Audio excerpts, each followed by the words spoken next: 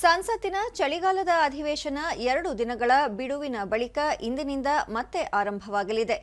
ಲೋಕಸಭೆ ಮತ್ತು ರಾಜ್ಯಸಭೆಯಲ್ಲಿ ವಿವಿಧ ವಿಷಯಗಳನ್ನು ಇಟ್ಟುಕೊಂಡು ಪ್ರತಿಪಕ್ಷಗಳು ಹೋರಾಟ ನಡೆಸಿದ್ದು, ಅದಕ್ಕೆ ಆಡಳಿತ ಪಕ್ಷವು ಸೂಕ್ತ ಉತ್ತರ ನೀಡುತ್ತಿದೆ. ಕಳೆದ ಶುಕ್ರವಾರ ಮುಂದೂಡಲ್ಪಟ್ಟ 2 ಸದನಗಳ ಕಲಾಪ ಇಂದು ಬೆಳಗ್ಗೆ 11 ಗಂಟೆಗೆ ಆರಂಭವಾಗಲಿದೆ.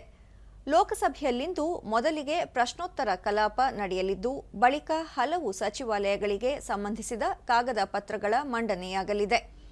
ಪ್ರಮುಖವಾಗಿ ಇಂದು ರೈಲ್ವೆ ಸಚಿವ ಅಶ್ವಿನಿ ವೈಷ್ಣವ್ ಅವರು ರೈಲ್ವೆ ತಿದ್ದುಪಡಿ ವಿಧೇಯಕ 2024 ಹಾಗೂ ಗೃಹ ಸಚಿವ ಅಮಿತ್ ಶಾ ಅವರು ವಿಪತ್ತು ನಿರ್ವಹಣಾ ತಿದ್ದುಪಡಿ ಮಸೂದೆ 2024 ಅನ್ನು ಸದನದಲ್ಲಿ ಮಂಡಿಸಲಿದ್ದಾರೆ.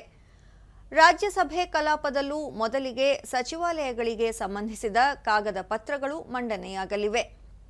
ಪ್ರಮುಖವಾಗಿ ಹಣಕಾಸು ಸಚಿವೆ ನಿರ್ಮಲಾ ಸೀತಾರಾಮನ್ ಅವರು ಬ್ಯಾಂಕಿಂಗ್ ಕಾನೂನುಗಳ ತಿದ್ದುಪಡಿ ವಿಧೇಯಕವನ್ನು ಮಂಡಿಸಲಿದ್ದಾರೆ.